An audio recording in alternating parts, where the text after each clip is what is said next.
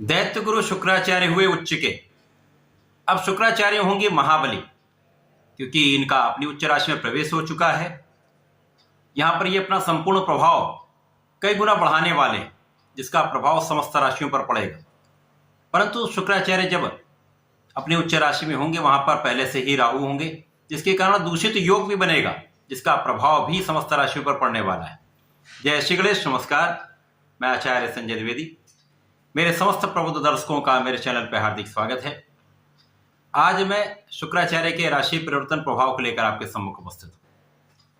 दैत्य गुरु शुक्राचार्य 1 अप्रैल से अपनी उच्च राशि में होंगे। जब शुक्राचार्य उच्च राशि में होंगे तो इनका प्रभाव कई गुना बढ़ जाएगा। सामर्थ्य, क्षमता, बल कई सुगुना बढ़ने वाला है। ये अपना संपूर्ण लाभ समस्त राशियों को देने वाले हैं। इस भौतिक जगत में शुक्राचार्य एकमात्र ऐसे ग्रह हैं जो समस्त सुखों का अर्जन कराते हैं। आप जो समस्त सुख प्रदान करते हैं, चाहे वो बड़ा पद हो, कला जगत में बड़ा नाम हो, बड़ी इंडस्ट्री हो, बड़ा व्यापार हो, बड़ा पद हो, इसी प्रकार से कला के क्षेत्र में अच्छा नाम शुक्राचार्य के द्वारा मिलता है। सौंदर्य के कारक शुक्राचार्य हैं, ऐश्वर्य वैभव के कारक शुक्राचार्य हैं, भोग विलास के कारक शुक्राचार्य हैं, स्त्री सुख, संतान सुख के कारक शुक्राचार्य हैं। जो जितना भी शारीरिक सौंदर्य में बाह्य सौंदर्य है, जो शरीर का बाहरी भाग है, जो सौंदर्य है, स्किन का जो भाग है, उसका सौंदर्य शुक्राचार्य के कारकत्व में आता है। अब शुक्राचार्य ही समस्त सुख प्रदान करते हैं। बड़ा वाहन, बड़ा घर, बड़ी भूमि, इनका उपभोग कराते हैं। तो निश्चित रूप से जब शुक्राचार्य एक महाबली अवस्था में होंगे, उच्च राशि में होंगे, तो विशेष प्रभाव मिलने वाला है। अब ये इस बात पर भी निर्भर है कि शुक्राचार्य उस राशि के लिए किस भाव के स्वामी हैं तथा किस भाव में उनका गोचर होने जा रहा है। अब क्योंकि यहां पर राहु के प्रभाव में होंगे, जब भी कोई ग्रह राहु के प्रभाव में आता है तो वो राहु के प्रभाव के कारण विषाक्त हो जाता है, क्योंकि राहु का एक नेचर है जो पॉइजनस है, विषाक्त है। अलग अलग ग्रहों पर उसका उसी अनुसार प्रभाव पड़ता है। बुध के साथ जड़ दोष बनता है, सूर्य चंद्रमा ग्रहण दोष में जाते हैं, मंगल के साथ अंगारक दोष बनता है। इसी प्रकार से जब शुक्राचार्य पहुंचते हैं तो शुक्राचार्य के साथ भ्रामक दोष कह सकते हैं, दूषित दोष कह सकते हैं, चरित्रहीनता का दोष कह सकते हैं। चारित्रिक पतन हो सकता है यदि किसी जातक की कुंडली में शुक्राचार्य निलंबर अवस्था में है, नीच राशि में है तथा राहु के साथ युक्त प्रभाव में अथवा दृष्टि प्रभाव में है, तो निश्चित रूप से ऐसे जातक की कुंडली में इस प्रकार के योग बन सकते हैं। परंतु उसके लग्न पर भी बहुत कुछ निर्भर है। यदि लग्न बलवान है, सामर्थ्यवान है, तो इन सब समस्याओं पर नियंत्रण हो जाता है। यद्यपि इसका कुछ ना कुछ प्रभाव तो अवश्य ही मिलता है। अब शुक्र मीन राशि में होकर उच्च के हो गए, महाबलशाली हो गए, तो जो जितना भी भौतिक सुख शुक्र दे सकते हैं वो सब देते हैं। अब राहु का प्रभाव यहां पर विषाक्त क्या होगा? जिस भाव में राहु है, शुक्राचार्य से जब युति प्रभाव होगा तो जिन जिन भाव पर इनका प्रभाव पड़ रहा है, पड़ेगा, उसको ये कई गुना बढ़ा देते हैं। तो ये एक प्रकार से बहुत अच्छा भी है और कहीं इसका नकारात्मक प्रभाव भी मिलता है। परंतु ये अलग अलग राशियों के लिए अलग अलग भाव में बनेगा, उसी के अनुसार परिणाम की प्राप्ति हो। आज मैं मेष राशि के लिए शुक्राचार्य के परिवर्तन का क्या प्रभाव मिलने वाला है, किस प्रकार के लाभ मिल सकते हैं, कौन सा भाव आपका प्रबल होने वाला है, कहां पर समस्या आ सकती है, उससे आप कैसे बच सकते हैं, क्या उपाय हैं, संपूर्ण विश्लेषण मैं पूर्ण तर्क के साथ करने जा रहा हूं। प्रिय दर्शकों, यह राशिफल आपके चंद्र राशि पर आधारित है, अर्थात आपकी जन्म कुंडली में यदि 1 नंबर में चंद्रमा है तो आपकी मेष राशि। मेष राशि के स्वामी मंगल हैं। वर्तमान समय में यदि मंगल की स्थिति देखी जाए तो मंगल शनिदेव के साथ गोचर कर रहे हैं, शनिदेव के साथ ही उनकी राशि में। मेष राशि के साथ यदि अवलोकन करें तो ये 11वां भाव है। 11वां भाव जो लाभ का, इनकम का हाउस है, यहां पर समस्त ग्रहों का प्रभाव बढ़ जाता है। अब मंगल स्वयं की राशि के लिए लाभ भाव में, तो निश्चित रूप से यहां पर आपकी लग्न अच्छे प्रभाव में, बलवान स्थिति में। तो शनिदेव मंगल का संयुक्त प्रभाव लग्न पर भी है, जिसके कारण आपकी क्षमता में भी वृद्धि हुई।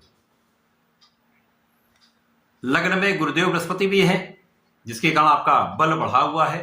आप सामर्थ्यवान के साथ साथ बहुत ही क्षमतावान है, विवेकशील है तथा धैर्यवान है। तो यहाँ पर लग्न की कोई निर्बलता नहीं। जब लग्न बलवान होती है तो यदि कहीं कुछ छोटी मोटी त्वरित समस्याएं हैं तो उनका निराकरण हो जाता है। अब जो शुक्राचार्य जब 1 अप्रैल से उच्च अवस्था में आएंगे तो ये पूरे 24 दिन उच्च अवस्था में रहेंगे और मेष राशि के लिए 12वें भाव इनका गोचर होगा। 12वें भाव जो व्यय का भाव है, विदेश का भाव है, इसी के साथ साथ ये सैया सुख का भी भाव है। तो जब शुक्राचार्य जो समस्त सुखों के कारक हैं तो यहां पर जाएंगे तो निश्चित रूप से इस समय में आपके प्रेम संबंध अच्छे रहते हैं। परंतु यहां पर ध्यान ये रखना कि यहाँ भटकाव भी हो सकता है, क्योंकि राहु भी, जो मैंने कहा आपसे कि राहु जिस भाव में है शुक्राचार्य से उसको कई गुना बढ़ा देंगे। तो यहाँ प्रेम की अधिकता से समस्या आ सकती है, समस्या इन्हीं भाव में आएगी।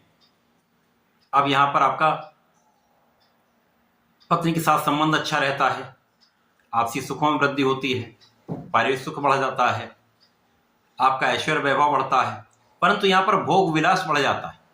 अब ये ऐश्वर्य वैभव तो आपका बढ़ा, धन बढ़ा, परंतु यहाँ पर भोग विलास समस्या का कारण बन सकता है। अब इस भोग विलास के कारण आपके व्यय में भी वृद्धि होगी, एक्सपेंसेस आपके बढ़ जाएंगे, वो भी समस्या के कारण। अकारण किसी भी व्यय से समस्या होती है तो यहाँ पर इस प्रकार के व्यय आपको कष्ट में डाल सकते हैं। अब शुक्राचार्य के पास केवल एक दृष्टि का प्रभाव है जो आपके 6वें भाव पर पड़ रहा है। 6वां भाव किस चीज का है? रोग, ऋण, शत्रु का भाव। अब इनकी सीधी दृष्टि का प्रभाव जब यहाँ पड़ेगा तो यहाँ पर क्या है, जब भोग विलास बढ़ता है, आपके खाने पीने पर आपका नियंत्रण नहीं होता है, आपका एडिक्शन होता है, तो उस एडिक्शन के कारण, उस व्यसन के कारण, उस भोग विलास के कारण आपके रोगों की संभावना बढ़ जाती है। राहु यही तो कराते हैं, अति, किसी चीज की अति हो जाती, तो धन की अति, वैभव की अति, साथ में भोग विलास की अति, जो कष्ट का कारण बनती है। अब इसके कारण क्या होगा, जब भोग विलास बढ़ेगा, व्यसन बढ़ता, तो यहाँ पर विवाद की संभावना रहती, विवाद भी बढ़ सकता है।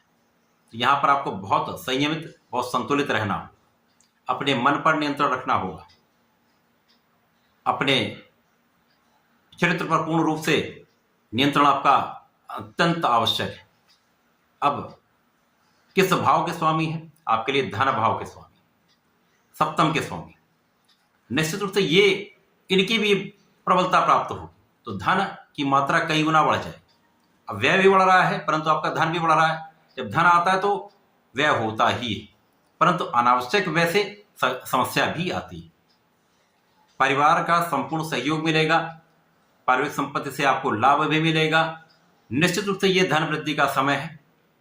इसी के साथ साथ जीवन साथी के साथ सामंजस्य का समय है, प्रेम का समय है, साझेदारी में एक अच्छा लाभ का समय। तो ये समय आपके लिए एक अच्छा प्रभाव देने वाला है, आपके धन को बढ़ाने वाला है, आपके साझेदारी में लाभ को बढ़ाने वाला है।